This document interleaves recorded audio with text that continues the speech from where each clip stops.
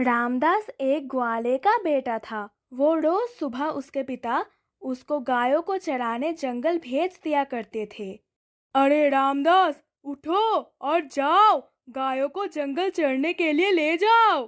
पिताजी, आप रोज सुबह मेरी नींद खराब कर देते हो।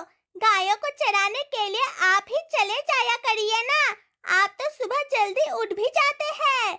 मैंने तो अपनी सारी जिंदगी गायों को चरने जंगल ले जाता रहा हूँ, और अगर अब तुम्हें नहीं भेजूंगा तो तुम्हें आदत कैसे पड़ेगी, और फिर तुम्हें ही तो सब संभालना होगा। चलो अब देर मत करो, तुम्हें जंगल जाने में देर हो जाएगी। रामदास पिता की बातों का कोई जवाब ना होने की वजह से उठ जाता है और गायों को लेकर जंगल चला जाता है। हम वैसे सवेरे उठकर इस सुंदर जंगल में आने में कोई बुराई भी नहीं। कितनी ठंडी हवा चल रही है यहाँ। थोड़ी देर रामदास पूरे जंगल में इधर उधर घूमता है, फिर सोचता है, हम सब गाय तो आराम से घास चार रही है, यही मौका है, थोड़ी देर सो लेता हूँ। और रामदास वही जगह देखकर लेट जाता है और थोड़ी देर में ही उसकी आंख लग जाती है।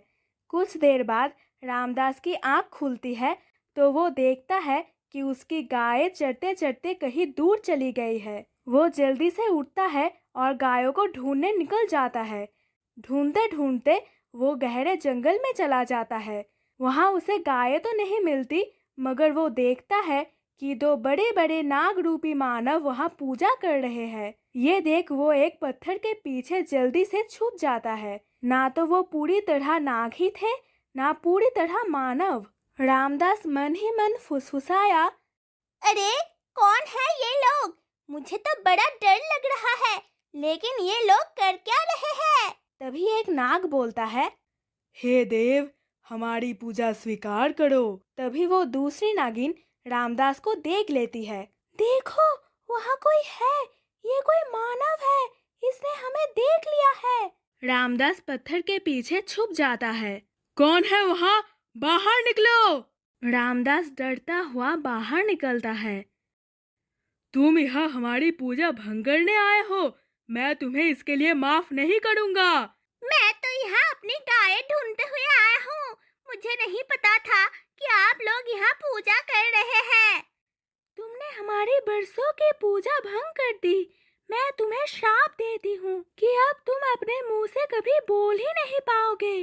रामदास कुछ कहता, इससे पहले उसकी आवाज चली जाती है और नाग नागिन भी वहाँ हवा में गायब हो जाते हैं। रामदास रोता हुआ अपने गांव की तरफ दौड़ता है और जैसे ही घर पहुँचता है उसके पिताजी उसे डांटने लगते हैं।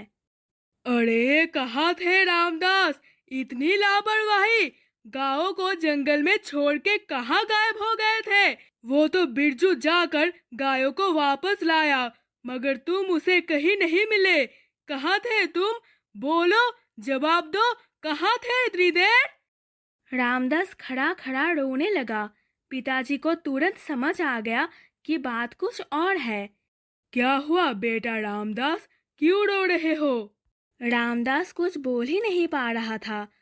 गांव भर में ये बात फैल गई कि रामदास पर किसी भूत का साया हो गया है, और गांव वालों ने दूर जंगल में गायों और पशुओं को चढ़ाने ले जाना छोड़ दिया, और कई पंडित तांत्रिक रामदास का भूत उतरने में लगे हुए थे, मगर रामदास पर किसी चीज का कोई असर नहीं हो रहा था। कुछ दिन यूं ही चलता रहा और भूत की अफवाह आसपास के गांव में भी फैलने लगी, और अब गांव वाले खुद भूत को पकड़ने के लिए जंगल में चले गए। ढूंढते ढूंढते गांव वालों को अचानक वो दो नाग नागिन का जोड़ा मिल जाता है। सब मिलकर उन दोनों को पकड़कर रस्सी से बांध देते हैं। पूरा गांव उन अजीब से दिखने वाले सांपों को देखकर हैरान था। तभी भोलू काका कहते हैं, ना जाने क्या क्या छुपा है इस घने जंगल में। ये कैसे जीव है? ना मानव है, ना नाग। हमें छोड़ दो, हम यहाँ अपने जंगल में आराम से रहना चाहते हैं। तभी गांव वाले उन्हें बोलता देखकर डर जाते हैं और तुरंत उन्हें मार देने की कोशिश करने लगते हैं। इधर रामदास को जैसे ही पता चलता है कि गांव में उन्हीं दोनों नाग नागिन को पकड़ा है, तो वो भी दौड़कर वहां पहुंच जाता है। रामदास उन नाग नागिन को मार खाता देख गांव वालों को रोक देता है। रामदास कुछ बोल तो नहीं पाता, मगर सबको हाथ जोड़कर उन नाग नागिन को छोड़ देने का इशारा करता है। सब रुक कर रामदास की बात समझने की कोशिश करता है। तभी नागिन बोलती है, हमने ही तुम्हें गूंगे हो जाने का श्राप दिया था और तुम हमें ही बचाने आए हो। रामदास उन नागिन की तरफ देखता है और कुछ नहीं कहता। हम यहाँ अपने जंगल में रहते हैं, जैसे आप अपने गांव या घर में रहते हैं। हमने कभी किसी गांव वाले या अन्य किसी को कभी परेशान नहीं किया। उस दिन इस बच्चे ने हमारी बरसों की पूजा गलती से भंग कर दी थी, इसलिए हमने गुस्से में इसे श्राप दे दिया था, जिससे इसकी आवाज़ चली गई। लेकिन हमें इसका अफसोस है। मैं अपना श्राप वापस लेती हूँ, तुम पहले जैसे ही हो जाओ बेटा। रामदास कुछ देर बाद बोल पड़ा और अपने पिताजी से लिपट गया। फिर रामदास बोला, आपका बहुत धन्यवाद नाग देवी, आपने मेरी आवाज फिर से लौटा दी। मगर मैं भी अपनी गलती की माफी मांगता हूँ। मेरी वजह से आपकी इतने वर्षों की पूजा भंग होगी। लेकिन गांव वालों, इन्हें छोड़ दो। ये भी हमारी ही तरह चलते फिरते जीव है और इनसे हमें कोई खतरा नहीं है, बल्कि इनके आशीर्वाद से ही तो गांव की भला ही होगा। ये कोई मामूली नाग नागिन नहीं है, महादेव के भक्त है, भला इनसे कैसा खतरा। रामदास की बात सुनकर गांव वाले उन दोनों नाग नागिन को छोड़ देते हैं।